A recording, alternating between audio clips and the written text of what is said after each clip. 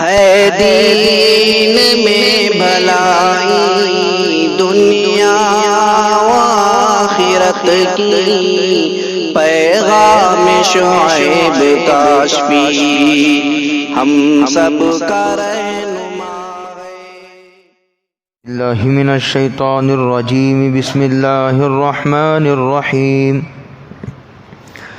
تلک الرسل فضلنا بعضهم علی بعض، صدق اللہ مولانا العظیم۔ پیچھے دوسرا پارہ ختم ہوا تھا اور اس جملے پر قرآن کریم نے دوسرے پارے کو ختم کیا ہے کہ تلک آیات اللہ۔ یہ پیچھے کے جو واقعات ہیں حضرت طالوت کا، حضرت داؤد کا، جالوت کا، اس کی طرف اشارہ کر کے کہتے ہیں یہ جو واقعات ہیں اللہ کہتے ہیں کہ ہم تم کو پورے صحیح واقعات سنا رہے ہیں، جبکہ آپ نہ کسی مدرسے کو گئے، نہ کسی اسکول کو، آپ نہ کسی کے پاس جا کر کے آپ نے پڑھا بھی نہیں، سنا بھی نہیں، اور نہ ان واقعات کے وقت آپ موجود تھے، تو کیسے پتہ چلا آپ کو؟ ہم نے بتایا۔ اس میں دو باتیں اچھی طرح سمجھ لیجئے۔ اللہ کہتے ہیں یہ واقعات ہم نے بتائے ہیں۔ اس میں دو باتیں ہیں۔ یہ اس بات کی طرف اشارہ ہے کہ جب آپ واقعہ موجود تھا، واقعہ پیش آیا، اس وقت آپ موجود نہیں تھے اور آپ کو کسی نے بتایا بھی نہیں، اور آپ نے کسی استاد سے ان واقعات کو حاصل بھی نہیں کیا، تو اللہ نے آپ کو بتایا۔ یعنی آپ پر وحی آتی ہے اور وہی نبی پر ہی آتی ہے، یہ بتایا۔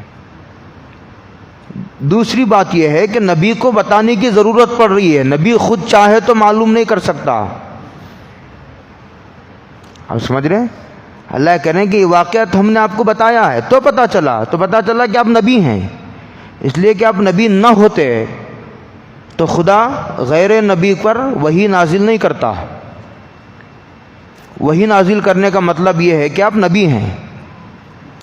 دوسری بات یہ سمجھنے کی ہے اس میں کہ نبی کو بتانے کی ضرورت پڑ رہی ہے، تب نبی کو پتہ چل رہا ہے۔ خدا کے بعد سب سے بزرگی کا سب سے بلند و بالا مقام تقدس کا وہ نبوت ہے۔ خدا کے بعد سب سے بڑا مقام ہے نبوت، لیکن نبی اپنے تمام خوبیوں اور کمالات کے باوجود نبی ہے، خدا نہیں۔ یہ ہمیشہ قرآن فرق رکھتا ہے، اس لیے آگے کہا وَإِنَّكَ لَمِنَ الْمُرْسَلِينَ، بلا شبہ آپ انبیاء میں سے ہیں۔ یعنی آپ اس بات میں شک نہ کیجئے، آپ پورے شرع صدر کے ساتھ اپنی نبوت کی طرف دعوت دیجئے۔ یہ تو نبی کو کہنا ہے۔ اب من جملہ پیغمبروں میں سے ایک پیغمبر آپ بھی ہیں، اور امت کو یہ کہنا ہے کہ نبی ہے، خدا نہیں، معبود نہیں، یہ کہنا ہے۔ اسی سے کہتے ہیں کہ تلک الرسل، یہ جو انبیاء کی جماعت ہے۔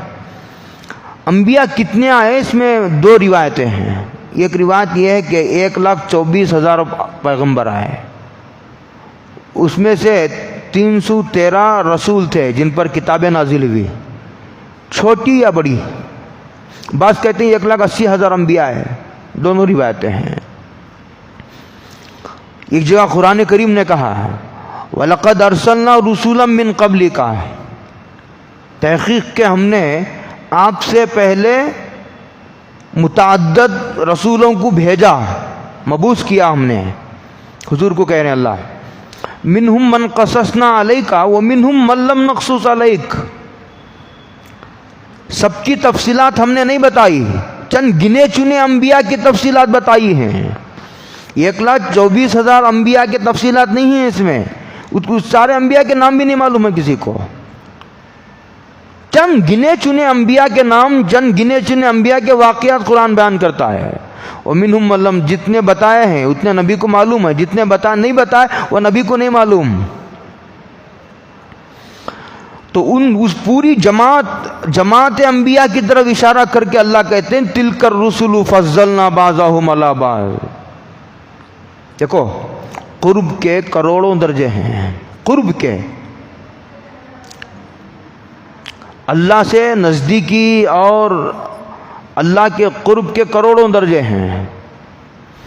کہتے ہیں رسولوں کو ایک کو دوسرے پر فضیلت دی ہے، وہ فضیلت ہم نے دی ہے. ایک تو یہ ہے کہ امت جب نبی موجود ہوتا ہے دنیا میں تو امت کے ذمہ یہ بات لازم ہے کہ اس پر ایمان لائے، فرق نہ کرے. یہ نبی چھوٹا ہے ہم اس پر ایمان نہیں لائیں گے، یہ نبی بڑا ہے اس پر ایمان لائیں گے، اس کی بات مانیں گے، اس کی نہیں مانیں گے اس لیے کہ چھوٹا نبی ہے یہ بڑا نبی ہے. یہ مطلب نہیں ہے اس کا. امت کے حق میں جب بھی نبی موجود ہوتا ہے امت کے ذمہ یہ بات فرض ہے کہ نبی پر ایمان لائے. وہ اس بحث میں نہ پڑے کہ نبی چھوٹا ہے یا بڑا ہے. سمجھا؟ اور اس کی بات کا ماننا ضروری ہے. یہاں جو کہا جا رہا ہے کہ ہم نے فضیلت دی ہے وہ مقامات قرب کے اعتبار سے، یعنی ہمارے نزدیک بعضوں کا مرتبہ ایک کا مرتبہ دوسرے سے بڑا ہوا ہے. اس سے آپ کو کیا بحث ہے؟ لیکن خبر دے رہے ہیں اللہ تعالیٰ کہ ایک کو دوسرے پر ہم نے فضیلت دی ہے، وہ ہم نے دی ہے. آپ کسی کو فضیلت ایک کو دوسرے پر نہیں دے سکتے. آگے کہتے ہیں منہم من کلم اللہ. دیکھو ہر نبی سے اللہ بات کرتے ہیں. وحی کی کئی اقسام ہیں. وحی کا ایک طریقہ یہ ہوتا ہے کہ اللہ تعالیٰ ایک بات دل میں القاء فرماتے ہیں نبی کے، ڈائریکٹ فرشتے کے بغیر.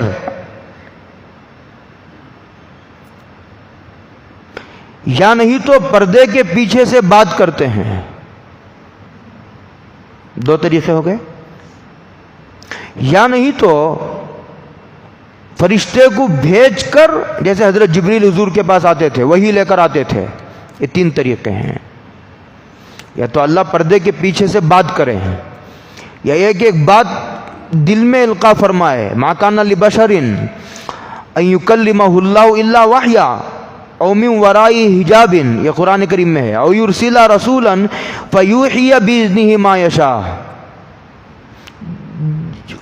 جس وقت کا جو تقاضا ہوتا ہے، جس وقت کی جو مصلحت اور جو حکمت ہوتی ہے اس طریقے پر عمل ہوتا ہے.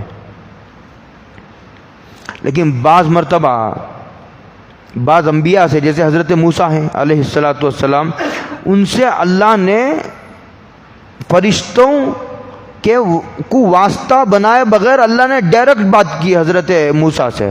درمیان میں فرشتہ نہیں ہے، اب ڈائریکٹ بات ہو رہی ہے. اب وہ کیسی آواز ہے وہ تو نبی جانے اور اس کا خدا جانے. جو قرآن یہ کہتا ہے کہ ہم نے بعض انبیاء سے بات کی ہے، درمیان میں کوئی فرشتہ واسطہ نہیں تھا، ڈائریکٹ بات ہو رہی ہے. منہم من کلم اللہ، اس سے حضرت موسیٰ مراد ہیں. اسی لیے حضرت موسیٰ کو کلیم اللہ کہا جاتا ہے. اللہ نے ان سے بات کی. ورفع بعضهم درجات، یہ بعض اردو کا بعض نہیں ہے، علماء سے یہ علماء کے لیے قابل توجہ بات ہے. یہ جو عربی کا بعض ہے یہ اردو کا بعض نہیں ہے. عربی کا بعض کا ترجمہ یوں ہوتا ہے، ہم نے ایک کو بعض، ایک کا ترجمہ بھی ہوتا ہے بعض کا، بعض کے درجات کو ہم نے بلند کیا ہے. کہتے ہیں اس بعض سے مراد اکثر مفسرین کی رائے ہے کہ حضرت رسول اللہ صلی اللہ علیہ وسلم کی ذات نبوت مراد ہیں. دیکھو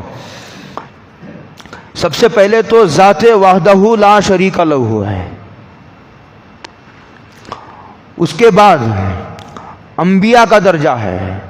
انبیاء میں بھی امام الانبیاء، خاتم الانبیاء، سید الانبیاء، نبی الانبیاء حضرت محمد الرسول اللہ صلی اللہ علیہ وسلم کا مقام جو ہے وہ تمام انبیاء میں بڑا ہے، اللہ کے بعد انبیاء، لیکن انبیاء میں بھی سب سے بلند و بالا مقام خدا کے بعد وہ حضور کا ہے۔ بعد از خدا بزرگ تو یہ قصہ مختصر، شاہ عبد العزیز صاحب نے فیصلہ کر دیا کہ خدا کے بعد سب سے بلند و بالا مقام میرے اور آپ کے آقا حضرت رسول اللہ صلی اللہ علیہ وسلم کا ہے۔ ہم تو صرف اتنا جانتے ہیں کہ حضور کے حضور سے صرف اس کا خدا بڑا ہے، حضور سے صرف ان کا خدا بڑا ہے، باقی سب چھوٹے ہیں حضور سے مرتبے میں۔ اس کو کہتے ہیں وہ رفع بعضہم درجات، اور ہم نے حضور کا درجات بلند کیے حضور کے۔ اتنا مقام قرب کسی کو حاصل نہیں، اتنی محبوبیت کسی کو حاصل نہیں۔ ہر نبی خدا کا مقرب ہے، ہر نبی محبوب ہے، لیکن اتنی محبوبیت اور اتنا قرب کسی نبی کو بھی حاصل نہیں ہے۔ اتنا قرب تو کسی فرشتے کو بھی حاصل نہیں۔ یہ بھی اہل سنت والجماعت کا عقیدہ ہے، اتنا قرب کسی فرشتے کو بھی حاصل نہیں۔ آگے کہتے ہیں وَآتَيْنَا عِیسَىٰ ابْنَ مریم، اور ہم نے مریم کے بیٹے عیسیٰ کو، دیکھو حضرت عیسیٰ نبی ہیں اور جلیل القدر نبی ہیں، حضرت عیسیٰ اولو العزم پیغمبر ہیں، اور وہ اس وقت آسمانوں پر زندہ ہیں۔ ان کو آسمانوں پر اٹھا لیا گیا حضرت عیسیٰ کو، اور جب حضرت امام مہدی آئیں گے قیامت کے قریب، ہمارا عقیدہ ہے امام مہدی آئیں گے، امام مہدی پیدا ہوں گے، امام مہدی آسمانوں سے نہیں اتریں گے، امام مہدی مدینے میں پیدا ہوں گے۔ جس طرح بچہ پیدا ہوتا ہے اسی طرح ایک ماں باپ سے پیدا ہوں گے۔ ان کے باپ کا نام عبداللہ ہوگا، ان کی ماں کا نام فاطمہ ہوگا، حضرت فاطمہ کے خاندان سے ہوں گے۔ اور ان کی سب سے بڑی دو چار علامتیں ہیں، میرے پاس ایک کتاب ہے ابن حجر حیتمی کی امام مہدی پر، امام مہدی کی، اس میں انہوں نے 200 علامتیں ذکر کی ہیں۔ کتنی؟ 200 علامتیں۔ اتنی واضح شخصیت ہے حضرت امام مہدی کی۔ عوام کے سمجھنے کے لیے ایک بڑی علامت ہے کہ جب بھی امام مہدی آئیں گے وہ ادھر ہی آئیں گے، ادھر نہیں آئیں گے۔ ہندوستان میں، حیدرآباد میں، بہار میں، بنگلور میں رہ کے لوگوں کو دیوانگی آتی ہے، بڑا بننے کا ہر آدمی میں شوق ہے۔ وہ سوچتا ہے کہ مہدی بنوں گا تو کچھ نہ کچھ تو بڑا ہو جائے گا۔ جو بھی امام مہدی آئے گا، عوام سمجھو اسے، جو بھی امام مہدی آئیں گے، جب بھی آئیں گے وہ اس علاقے میں آئیں گے، مدینے میں، اور ملک شام کی طرف ہجرت کریں گے۔ اور جب امام مہدی ہوں گے تو ان کے مرنے سے پہلے ہی حضرت عیسیٰ آئیں گے، دمشق کی جامع مسجد کے مشرقی مینارے پر اتریں گے، 2 فرشتوں کے کندھوں پر ہاتھ رکھ کر حضرت عیسیٰ، اور ان 2 کی موجودگی میں پہلے دجال آ چکا ہوگا، یہ ہوگا۔ اور جب بھی امام مہدی آئیں گے، امام مہدی یہ نہیں کہیں گے کہ میں مہدی ہوں، جو بھی امام مہدی ہوں گے وہ نہیں کہیں گے کہ میں امام مہدی ہوں، لوگ کہیں گے آپ امام مہدی ہیں۔ جتنی علامتیں کتاب و سنت میں لکھی ہوئی ہے وہ آپ پر فٹ ہو رہی ہے، امام مہدی کی علامت ہے۔ اس سے خود ان لوگوں کا رد ہوتا ہے جو یہ کہتے ہیں کہ میں امام مہدی ہوں۔ امام مہدی جو بھی ہوگا وہ خود نہیں کہے گا کہ میں مہدی ہوں، میرے پاس پر بیعت کرو۔ یہ جو مقام ابراہیم ہے، مقام ابراہیم اور حجر اسود، جو لوگ کعبے کو گئے ان کو معلوم ہے، جو حجر اسود ہے جہاں سے طواف شروع ہوتا ہے، حجر اسود سے طواف شروع ہوتا ہے اور حجر اسود پر ختم ہوتا ہے ایک چکر، 7 چکروں کا ایک طواف ہوتا ہے، 7 چکر مل کر یہ ایک طواف ہوتا ہے۔ تو حجر اسود و مقام ابراہیم، حجر اسود یہاں ہے، مقام ابراہیم تھوڑا کراس میں، ادھر میرا ہاتھ دیکھو، یہ حجر اسود ہے، یہ مقام ابراہیم ہے۔ اس کے بیچ میں یہ سایہ ہوگا، ابر، اس ابر کے ٹکڑے میں سے فرشتہ کہے گا کہ یہ امام مہدی ہے، اس کے ہاتھ پر بیعت کرو۔ تو مقام ابراہیم اور حجر اسود کے بیچ میں امام مہدی کے دستے حق پرست پر اس وقت کے نیک لوگ بیعت کریں گے۔ اور امام مہدی کی ایک بڑی علامت یہ ہوگی کہ امام مہدی جب بھی آئیں گے پوری دنیا پر حکومت کریں گے۔ بعض روایتوں میں ہے کہ وہ 6 سال حکومت کریں گے، بعض میں ہے کہ 7 سال کریں گے، بعض میں ہے کہ 9 سال کریں گے، زیادہ سے زیادہ 9 سال حکومت کریں گے۔ اس کے بعد ان کا انتقال ہوگا تو بیت المقدس میں دفن ہوں گے امام مہدی، ٹھیک ہے۔ اور امام مہدی جب بھی آئیں گے پوری دنیا پر حکومت کریں گے، وہ چھپ چھپ کر کمروں میں بیعت نہیں کریں گے۔ یہ لوگ چھپ چھپ کر بیعت کرتے ہیں نا، ہم امام مہدی ہونے کا دعویٰ کرتے ہیں اور بند کمروں میں چوری سے دعوت دیتے ہیں، کمرہ بند کر کے ان کے ذہن سازی کرتے ہیں، دماغ واش کرتے ہیں۔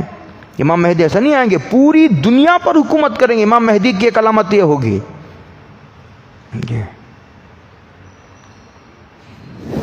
حضرت عیسیٰ تو مدینے میں دفن ہوں گے، لیکن امام مہدی بیت المقدس میں دفن ہوں گے۔ دیکھو وہ آتے ہیں نا عیسیٰ ابن مریم، حضرت عیسیٰ اب آسمانوں پر ہیں۔ قرآن کریم کہتا ہے، دیکھو یہ عنوان جو ہے قرآن اس طرح کہہ رہا نا کہ مریم کا بیٹا عیسیٰ، یہ عنوان صرف حضرت عیسیٰ کے ساتھ لگا ہے، باقی کسی نبی کے نہ باپ کا ذکر ہے نہ ماں کا ذکر ہے۔ موسیٰ پھر حضور کا نام لیتا ہے، ان کے والد کا نام نہیں لیتا قرآن۔ حضرت لوط کا ہو یا حضرت ہود کا ہو، حضرت صالح کا ہو، حضرت شعیب علیہ السلام کا ہو، کتنے انبیاء کا تذکرہ ہے قرآن کریم، کسی کے باپ نہ ماں کا تذکرہ ہے۔ حضرت عیسیٰ کا ہے، دو باتیں بتانے کے لیے۔ دیکھو عیسائی حضرت عیسیٰ کو خدا مانتے ہیں، تو یہ کہنا ہے کہ عیسیٰ خدا نہیں، ان کی ماں ہے۔ لم یلد ولم یولد، خدا کی صفت تو یہ ہے کہ وہ کسی کا بیٹا بھی نہیں نہ کسی کا باپ ہے، اور جو کسی کا بیٹا ہو وہ خدا کیسے ہے؟ تو خدا ہونے کی نفی کرنا ہے کہ عیسیٰ خدا نہیں، نبی ہیں۔ دوسرا یہ کہنا کہ عیسیٰ کا باپ نہیں ماں ہے، عیسیٰ ابن مریم، مریم کے بیٹے حضرت عیسیٰ ہیں، ٹھیک ہے ایک بات۔ تیسرا البینات، ہم نے حضرت عیسیٰ کو البینات، کھلی کھلی نشانیاں، نبی ہونے کی کھلی کھلی نشانیاں، یہ کہ مادر ذات جو اندھا پیدا ہوتا تھا اس کو بینا کر دیتے تھے حضرت عیسیٰ، اور جو کوڑی یعنی جو وائٹ پیچس ہوتے تھے اس پر ہاتھ پھیرتے تھے ٹھیک ہو جاتا تھا، اور مردوں کو زندہ کر دیتے تھے اللہ کی اجازت سے، اور یہ بتا دیتے تھے کہ تم کیا کھا کر آئے ہو اور گھر میں کیا اسٹاک کر کے آئے ہو۔ یہ سب حضرت عیسیٰ علیہ السلام کے معجزات تھے۔ اس کے آگے کہتے ہیں وَأَيَّدْنَاهُ بِرُوحِ الْقُدُسِ، اور ہم نے حضرت عیسیٰ کو روح قدس کے ذریعے سے قوت پہنچائی ہے، اور جس کو دوسرے کے سپورٹ کی ضرورت ہو وہ خدا ہے، وہ تو الصمد ہے جو کسی کا محتاج نہیں، ساری دنیا اس کی محتاج ہے، وہ کسی کا محتاج نہیں، جو محتاج ہو خدا نہیں۔ کہتے ہیں ہم نے دو باتیں ہیں اس میں، ایک بات یہ ہے کہ ہم نے حضرت جبریل، روح القدس سے مراد حضرت جبریل ہیں، ہم نے حضرت جبریل کے ذریعے ان کو تائید بخشی ہے، ان کی ہم نے حفاظت کی ہے اور تقویت ہم نے بخشی ہے ان کو۔ یہ بات، اس میں دو باتیں ہیں۔ دیکھو جو بھی نقصانات ہوتے ہیں یہ پوری تکوینی نظام ہے، یہ نظر نہیں آنے والا، فرشتے نظر نہ آنے والی مخلوق ہیں، ہم بھی فرشتے ہیں، یہ فرشتوں کا ماحول ہے، لیکن نظر نہیں آتے۔ نظر نہ آنے کا مطلب یہ نہیں ہے کہ مخلوق ہی نہیں ہے، جیسے عقل ہے نہیں ہے لیکن نظر نہیں آتی، روح ہے لیکن نظر نہیں آتی، ہوا ہے لیکن نظر نہیں آتی، اسی طرح فرشتے ہیں، جنات ایک مخلوق ہے، قرآن سے تسلیم کرتا لیکن نظر نہیں آتی۔ کسی چیز کے ماننے کے لیے اس کا نظر آنا ضروری نہیں، تو ہم نے جبریل کے ذریعے سے ان کی حفاظت کی، ان کی تائید کی، یعنی ان نقصانات سے بچاتے رہتے تھے وقتاً فوقتاً، قدم بقدم۔ عیسائی اس کے یہودی دشمن ہو گئے تھے ان کو، اور جب مارنے کے لیے وہ آئے تو اللہ تعالیٰ نے آسمانوں پر اٹھا لیا، اور انہی میں کا جو سب سے پہلے داخل ہوا تھا کمرے میں، اس کی شکل عیسیٰ کی بنا دی، تو داخل ہو تو دیکھا کہ عیسیٰ موجود ہیں، اپنے ساتھی کو ہی قتل کر دیا اور اشتباہ میں ان کو جو ہے مبتلا کر دیا۔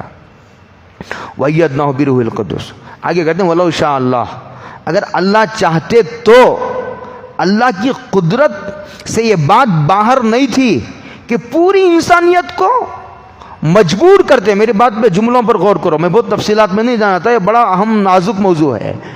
اگر اللہ چاہتے تو یہ بات اللہ کی قدرت سے باہر نہیں تھی کہ اللہ تعالیٰ ہر آدمی کو ایمان لانے پر مجبور کر دیتا، لیکن اللہ مجبور کرنا نہیں چاہتے ہیں، اللہ اختیار دینا چاہتے ہیں۔ یہ بتاتے ہیں کہ دیکھو یہ صحیح ہے، یہ غلط ہے، یہ حق ہے، یہ باطل ہے، یہ اسلام ہے، یہ کفر ہے۔ انبیاء کے ذریعے، کتابوں کے ذریعے سے یہ بات اچھی طرح سمجھا دی اور عقل بھی دی سمجھنے کے لیے، مجبور نہیں کیا۔ مجبور کرتا تو پھر سزا کیسی، سزا اور جزا کیسی؟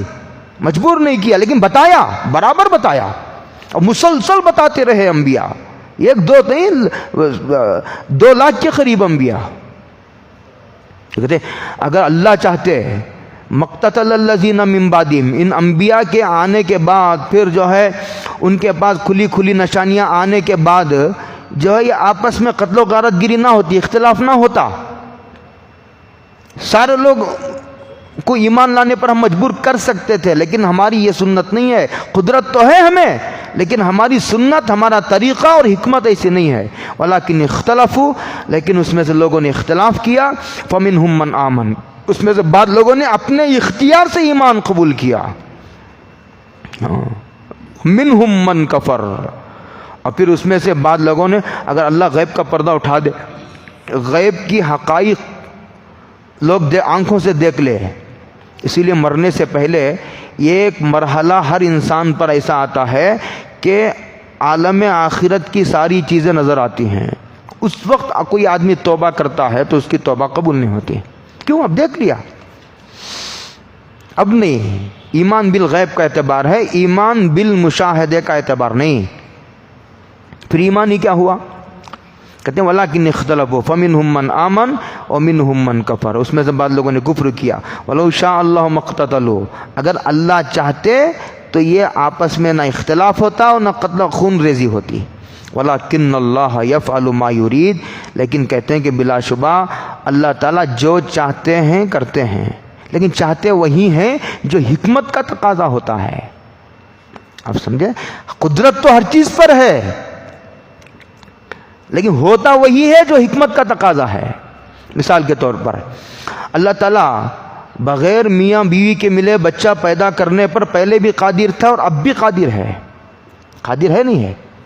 آسمان سے دسترخوان اتارنے پر پہلے بھی قادر تھے۔ بنی اسرائیل کو 40 سال دسترخوان اترا آسمان سے۔ حضرت ابراہیم بن ادم کو آسمان سے دسترخوان اترتا تھا۔ ایسے بہت واقعات ہیں۔ قدرت جب بھی تھی، قدرت اب بھی ہے۔ نہ اللہ تعالیٰ بوڑھا ہو گیا، نہ اس کی حکومت ڈیزال ہو گئی، نہ اس کے خزانے ختم ہو گئے۔ اللہ کمزور ہو گیا ہے، اب بے بس عاجز ہو گیا ہے، لاچار ہو گیا ہے۔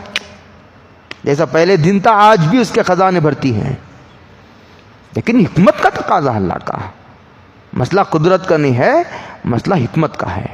آگے کہتے ہیں یا ایھا الذین آمنوا، اے ایمان والو، انفقوا مما رزقناکم، خرچ کرو۔ یہ حکم ہے، یہ مشورہ نہیں ہے، یہ مشورہ نہیں ہے، یہ حکم ہے۔ ان چیزوں میں سے خرچ کرو، پورے کا پورا خرچ کرنے کا مطالبہ نہیں ہے۔ رزقناکم من قبل، اگر اللہ یہ کہتے تمہاری جتنی ضرورت ہے وہ رکھو، باقی پورے کا پورا اللہ کے راہ میں خرچ کرو، تب بھی حق تھا اسے، لیکن اس کی عنایت کی حد ہے کہ انہوں نے کہا کہ جو کچھ دیا ہے وہ ہم نے دیا۔ یہ یاد رہنا چاہیے تمہیں، اس بات کو نہ بھولو، جو کچھ تم کو دیا ہے، تمہارے پاس ہے، وہ تمہارا ذاتی نہیں ہے، وہ ہمارا دیا ہوا ہے۔ ایک بات تو تمہیں یہ یاد رہنی چاہیے، یہ یاد رہے گی، یہ بات یاد رہے گی تو آدمی پیسہ خرچ کرنے کے بعد بھی نیاز مندی باقی رہے گی۔ خرچ کرنے میں فرق ہوتا ہے نا؟ نہیں ہوتا۔ آدمی بوجھ سمجھ کر کے دے رہا ہے، اپنے اوپر جبر کر کے دے رہا ہے، زبردستی دے رہا ہے، آدمی خوش دلی سے نہیں دے رہا ہے، بشاشت سے نہیں دے رہا ہے آدمی۔ اس لیے کہا دیکھو اس بات کو یاد ہو کہ یہ ہم نے یہ جو کچھ دیا ہے، اور اس میں سے تھوڑے کا مطالبہ ہے خرچ۔ اور خرچ کب کرنا ہے؟ کہتے ہیں کہ موت آنے سے پہلے خرچ کرنا ہے۔ موت پر تمہارا رجسٹر بند ہو جائے گا، جو کرنا ہو موت سے پہلے کرو، اور موت کب آئے گی پتہ نہیں، اس لیے کہا جا رہا ہے کہ ہر وقت خرچ کرو جب موقع آئے۔ موت سے پہلے خرچ کرو، اور موت کب آئے گی کچھ پتہ نہیں، اس لیے جب بھی موقع آئے خرچ کرو، جی نہ چراؤ، بخل نہ کرو، بخل حرام ہے، جس طرح زنا حرام ہے، چوری حرام ہے، سود حرام ہے، بخل بھی حرام ہے. ہاں، یعنی زکوٰۃ نہ دینا. ایک تو نفلی صدقات ہیں، آدمی دیتا رہتا 10 روپے 20 روپے، نفلی صدقہ واجب نہیں، لیکن کچھ واجب صدقات ہیں، کچھ زکوٰۃ ہے، اس کا دینا ضروری ہے. کب؟ ایاتی یوم، اس دن کے آنے سے پہلے پہلے دو. لا بیع فیہ ولا خلا، جس دن خرید و فروخت نہیں ہوگی. یہودی کہتے تھے وہاں بھی خرید و فروخت ہوگی، نیکیوں کو آدمی بیچ سکتا ہے، ان کے عقیدے کا رد ہے، اور برائیوں کو خرید سکتا ہے. کہتے نہیں، لا بھائی وہاں کوئی خرید و فروخت نہیں ہوگی. جو یہاں سے کما کر لے جاؤ گے وہی تمہارے دفتر میں رہے گا. ہاں، اس سے ایصال ثواب کا رد نہیں ہے. ایصال ثواب مستقل احادیث سے ثابت ہے. ایصال ثواب کا مسئلہ برحق ہے. ہمارے حضرت کی مستقل کتاب ہے، 350 صفحات پر، اردو میں دیکھنے کے قابل ہے. ولا خلا، وہاں کوئی جگری دوست بھی نہیں ہوگا، کوئی دوستی نہیں چلے گی. وہ لوگ یہ کہتے تھے کون دوستی بھی چلے گی؟ یہودی کہتے تھے رشتہ داریاں بھی چلیں گی. کوئی بیٹا کتنا بھی بد کردار ہو، باپ نیک ہو تو کافی ہے، اللہ بد کردار بے ایمان بچے کو بھی جنت میں بھیجیں گے. نہیں، یہ ان کا عقیدہ تھا. رشتہ داری، وہ کہتے تھے کہ ہم تو انبیاء کی اولاد ہیں، ہم تو اللہ کے محبوب ہیں، نحن ابناء اللہ و احباؤہ، ہم تو اللہ کے بچے ہیں. یہود و نصارہ کہتے تھے. ہم نے کہا نہیں چلے گا یہ سب.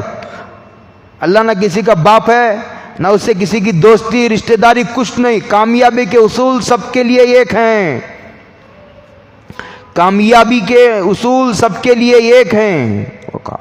کوئی دوستی نہیں چلے. ہاں اتنا ہوگا کہ دونوں باپ بھی ایمان والا ہے، بیٹا بھی ایمان والا ہے. یہ بہت مسئلے کو اچھی طرح سمجھ لو. قرآن اس مسئلے کو دوسری جگہ اٹھایا ہے. الحقنا بہم ذریتہم وما علتناہم من عملہم من شیء. ایک باپ ہے، بیٹا ہے، شوہر ہے، بیوی ہے. دیکھو شوہر اعلیٰ درجے کا متقی پرہیزگار ہے، بیوی بھی متقی ہے، بیوی بھی پرہیزگار ہے، لیکن شوہر کے درجے کی نہیں. بیٹا بھی ایمان والا ہے، بیٹا بھی پرہیزگار ہے، لیکن باپ کے درجے کا پرہیزگار نہیں. تو کہتے ہیں کہ ایمان میں دونوں مشترک ہیں، یہ بھی مومن وہ بھی مومن. کہتے ہیں کہ اب اللہ تعالیٰ کیا کریں گے، اس جو ایمان والا بیٹا ذرا کم درجے کا متقی ہے اسے اٹھا کر کے اس باپ کے درجے کو پہنچائیں گے. اتنا تو ہوگا، اتنا تو ہوگا. لیکن یہ ایک باپ با ایمان ہے اور بیٹا بے ایمان ہے، اور شوہر ایماندار ہے اور بیٹی اور بیوی جو ہے وہ کافرہ ہے. اب اس کافر بیوی کو شوہر مومن ہونے کی وجہ سے اسے بھی اس کے درجے میں پہنچا دیا جائے، جنت میں پہنچا دیا جائے، ایسا نہیں ہوگا. اور یہودی اس کے قائل تھے، اس کا رد ہے یہ. ولا شفاعتن، اور ایک دوسرے کی سفارش بھی نہیں چلے گی. یہاں چلتی ہے سفارش. خط لکھ دیا، کوئی گورنر خط لکھ دیا، سی ایم خط لکھ دیا، وزیر اعظم نے خط لکھ دیا، تمہارے بڑے بڑے کام ہو جائیں گے، سفارش کر دی، نہیں ہونے کے کام بھی ہو جاتے ہیں. وہاں ایسا نہیں چلے گا. وہ ایک ہی کی بادشاہت ہے.